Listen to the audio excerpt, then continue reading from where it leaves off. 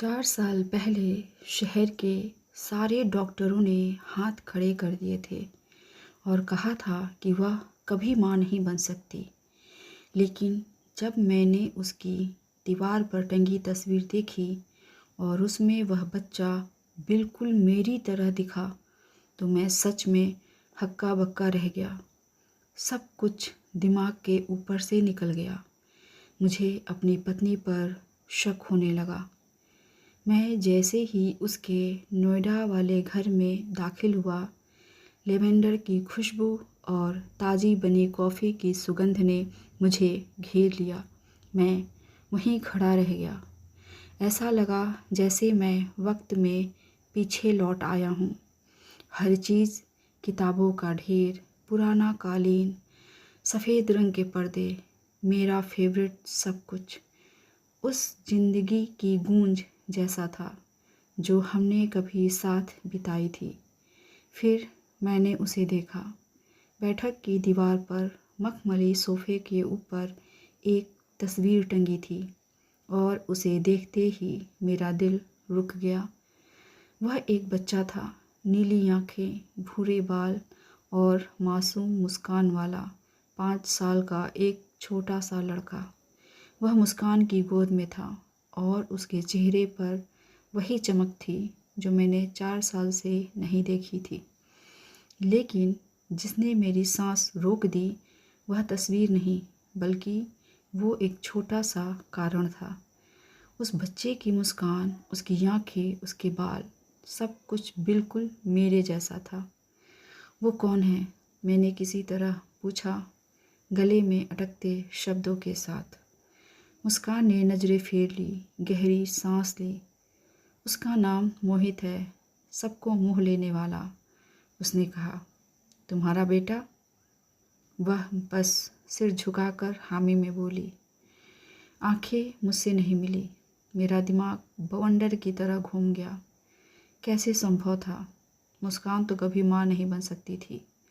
मुझे याद थी हर डॉक्टर की रिपोर्ट, हर आंसू, हर वह रात जब मैं उसे गले लगाकर उसका दर्द मिटाने की कोशिश करता था। पर डॉक्टरों ने कहा कि मुझे पता है। उसने बात काट दी, आवाज़ धीमी और कांपती हुई। और वो सही थे। मैं बच्चे को जन्म नहीं दे सकती। मैं चुप हो गया। तो फिर यह बच्चा कौन था? वह मेरी ओर मुड़ी। आंसू उसके चेहरे पर बह रहे थे। मैंने उसे गोद लिया है। वो शब्द हवा में ठहर गए।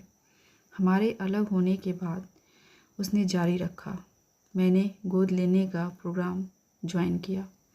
मुझे लगा था कि मैं फिर कभी किसी से प्यार नहीं कर पाऊंगी।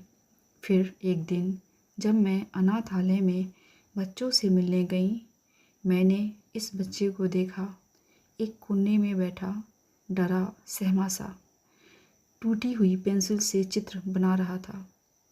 उसने मुझे देखा और उसकी आंखों में मैंने वही अकेलापन देखा जो मुझ में था। वह हल्की मुस्कान के साथ बोली, वह भी अकेला था। उसने अपने माता पिता को एक हादसे में खो दिया था। जब मैंने उसे पहली बार गले लगाया तो लगा जैसे मेरा कोई हिस्सा फिर से जिंदा हो गया। उसने धीरे से कहा, उसका नाम पहले से ही मोहित था। मैंने बदला नहीं।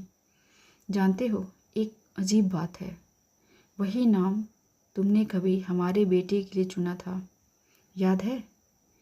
मेरे पैरों के नीचे ज़मीन जैसे खिसक गई। वो सारी बातें याद आने लगी। रातें जब हम बच्चों के नाम पर बातें करते थे, उन सपनों पर जो कभी पूरे नहीं हुए। मैंने तस्वीर को देखा। वो बच्चा मुस्कुरा रहा था, मासूम, बेखबर, उस कहानी के बोझ से जो उसके पीछे थी। वो मुझ पर गया है। मैंने धीरे से कहा। वह सिर झुकाकर बोली, मुझे पता है। इसीलिए मुझे तुम्हें बताने में इतना वक्त लगा, क्योंकि जब भी मैं उसकी मुस्कान देखती हूँ तो उसमें तुम्हारा अक्स दिखता है। बाहर बारिश जोरों से हो रही थी, जैसे आसमान भी हमारे साथ रो रहा हो। तुमने मुझे पहले क्यों नहीं बताया? क्योंकि मुझे लगा कि मुझे तुम्हें फिर से चोट पहुंचाने का हक नहीं है, उसने कहा। मुझे लगा तुम आगे बढ़ चुके हो और मैंने खुद को तुम्हारे बोझ से आज़ाद करने की कोशिश में बस अपनी आत्मा को कैद कर लिया। मेरे अंदर गुस्सा, ममता और दर्द सब कुछ एक साथ उमड़ पड़ा। मैंने कभी तुमसे आज़ाद होना नहीं चाहा, मैंने धीरे से कहा। बस चाहता था कि तुम खुश रहो। पर शायद मैं कभी समझ ही नहीं पाया कि तुम अंदर से कितनी टूटी हुई हो। वह मेरी ओर देखी और बरसों बाद हमारी नज़रें मिली। बिना किसी शिकायत के वो सो रहा है, उसने कहा। क्या तुम उसे देखना चाहोगे? मैंने सिर हिलाया। हम गलियारे के आखिरी कमरे में पहुँचे। दीवारों पर रंगीन चित्र थे, घर, पेड़ और एक ड्राइंग जिसमें एक औरत और आदमी हाथ पकड़े खड़े थे। बीच में एक बच्चा। वो कहता है, ये हम हैं, मुस्कान ने फुसफुसाया। मेरी मम्मी और वो फरिश्ता जिससे मैं सपनों में मिलता हूँ। मेरा बदन कांप उठा। मोहित गहरी नींद में था, एक टेडी बियर को सीने से लगाकर। मैं झुका, उसके बालों को हल्के से छुआ। ये तो बहुत खूबसूरत है, मैंने कहा। मुस्कान ने आंसू पोंछते हुए मुस्कुराया। ये मेरी ज़िंदगी का सबसे बड़ा तोहफा है। हम कुछ देर वहीं खड़े रहे, बस उस छोटे से चमत्कार को सांस लेते देखते हुए। और उस पल मुझे वो बात समझ आई जो पहले कभी नहीं आई थी। सच्चा प्यार इस बात से नहीं मापा जाता कि किस्मत ने हमसे क्या छीना, बल्कि इस बात से कि हम खो जाने के बाद भी क्या दे पाने की ताकत रखते हैं। उस रात जब मैं जाने लगा, बारिश थम चुकी थी, हवा में मिट्टी की महक थी। आने के लिए शुक्रिया, उसने कहा, फिर मुस्कुराई। शायद आज किस्मत ने तुम्हें फिर भेजा। कभी कभी मोहित पूछता है कि उसका पापा कहाँ है। मैं कहती हूँ वो आसमान में रहता है, पर सच्चाई ये है कि मेरे आसमान में हमेशा तुम्हारा चेहरा था। मेरा दिल कस गया। अगर तुम चाहो तो मैं कभी कभी मिलने आ सकता हूँ, मैंने कहा। वह कुछ पल चुप रही, फिर धीरे से बोली, उसे अच्छा लगेगा। हमने एक लंबे शांत आलिंगन में एक दूसरे को विदा किया और शायद पहली बार अतीत अब जख्म नहीं था, बस एक निशान था जिसे छूने पर अब दर्द नहीं होता। अगले महीनों में ज़िंदगी बदल गई।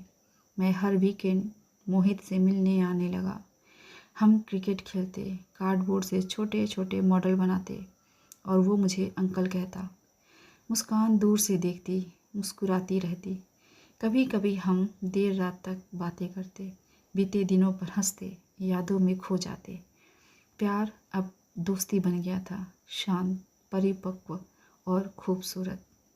एक दिन जब मैं और मोहित ब्लॉक्स से किला बना रहे थे, उसने पूछा, अंकल आप और मम्मी एक साथ क्यों नहीं रहते? मैं रुक गया। मुस्कान भी रसोई में ठिठक गई। मैंने धीरे से कहा, कभी कभी जो लोग एक दूसरे से बहुत प्यार करते हैं उन्हें थोड़ा अलग रहना पड़ता है ताकि वो फिर से एक दूसरे को समझ सके। वो सोच में पड़ गया, फिर बोला, तो जल्दी समझ लो ताकि फिर साथ रह सको। मैंने मुस्कान की ओर देखा। उसकी आंखों में वही पुरानी चमक थी जिसने एक बार मेरा दिल जीत लिया था। समय बीतता गया, मोहित बड़ा हो रहा था और मैं उसकी ज़िंदगी का हिस्सा बन गया।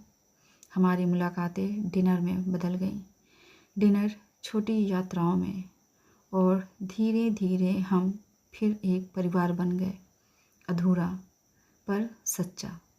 एक रविवार पार्क में पिकनिक के दौरान मोहित दौड़कर फूल लेकर आया। उसने एक मुझे दिया और एक मुस्कान को। अब आपको फिर से शादी करनी होगी, उसने हंसते हुए कहा। हम दोनों हंस पड़े और उसकी आंखों में मैंने फिर वही पुरानी रोशनी देखी। उस रात जब मैं जाने लगा, वह पोर्च पर आई। हवा में ठंडक थी, आसमान साफ था। जानते हो, उसने कहा, शायद भगवान ने हमें जैविक बच्चा नहीं देना चाहा, वो हमें मोहित को देना चाहता था। बस इंतज़ार कर रहा था कि हम फिर से मिलें। मैंने उसकी आंखों में देखा और पहली बार सब कुछ समझ में आया। शायद किस्मत को बस सही वक्त चाहिए था, मैंने कहा। वह मुस्कुराई। हमने एक दूसरे को गले लगाया। समय रुक गया और अतीत आखिरकार शांति पा गया। 3 साल बाद उस बरसाती रात के दीवार पर लगी तस्वीर बदल चुकी थी। अब उसमें 3 चेहरे थे, उसका, मेरा और मोहित का। तीनों एक साथ मुस्कुरा रहे थे, बिना किसी दूरी के, बिना अपराध बोध के, बिना रहस्य के। और अब जब भी मैं उस तस्वीर को देखता हूँ, मुझे एक बात याद आती है। सच्चे प्यार को परिपूर्ण होने की ज़रूरत नहीं होती, बस इतना सच्चा होना चाहिए कि वो फिर से शुरू हो सके। क्योंकि कभी कभी सबसे बड़ी गलती किसी को खो देना नहीं होती, बल्कि ये मान लेना होता है कि प्यार ख़त्म हो गया, जबकि वो तो बस एक नए कारण के इंतज़ार में होता है। प्यार कभी ख़त्म नहीं होता, उसे सिर्फ एक मौके की ज़रूरत होती है। आपको हमारी कहानी कैसी लगी, कमेंट करके ज़रूर बताइएगा। ऐसी ही कहानियों को सुनने के लिए चैनल को सब्सक्राइब कर लीजिए। धन्यवाद।